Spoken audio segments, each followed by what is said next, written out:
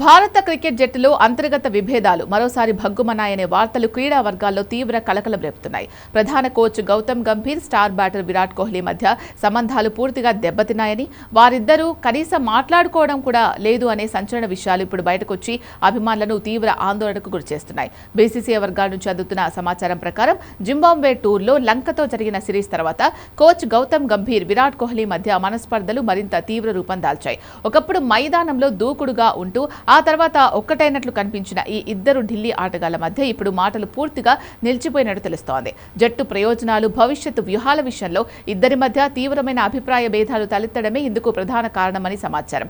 వచ్చే 2027 వన్డే ప్రపంచ కప్ను దృష్టిలో ఉంచుకొని జట్టులో భారీ మార్పులు చేయాలని, యువ ఆటగాళ్లకు ఎక్కువ అవకాశాలు ఇవ్వాలని గౌతమ్ గంభీర్ గట్టి పట్టుదలతో ఉన్నాడు. అయితే సీనియర్ ఆటగాళ్లను ఉన్నపళంగా పక్కన పెట్టడం లేదా వారిపై ఒత్తిడి పెంచడం వంటి నిర్ణయాలు విరాట్ కోహ్లీ జీర్ణించుకోలేకపోతున్నట్లు విశ్లేషకులు భావిస్తున్నారు.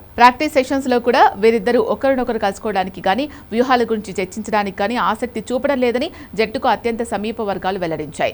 గతంలో ఐపీఎల్ మ్యాచ్ల సందర్భంగా గంభీర్, కోహ్లీల మధ్య జరిగిన మైదాన గొడవలు అందరికీ తెలిసినవే. ఆ తర్వాత గంభీర్ కోచ్గా బాధ్యతలు స్వీకరించినప్పుడు ఇద్దరూ కలిసి ఇంటర్వ్యూలు ఇస్తూ అంతా బాగుందని నమ్మించారు. కానీ ఇప్పుడు మళ్లీ పాత విభేదాలు తలెత్తడం, కనీసం ఒకరి ముఖం ఒకరు చూసుకోవడానికి కూడా ఇష్టపడకపోవడం జట్టు వాతావరణాన్ని దెబ్బతీస్తోంది. ఈ విషయంపై బీసీసీఐ పెద్దలు అధికారికంగా ఎలాంటి ప్రకటన చెయ్యనప్పటికీ తెర వెనుక మాత్రం గంభీర్ కఠిన వైఖరిపై చర్చలు జరుగుతున్నట్లు క్రీడా వర్గాల టాక్.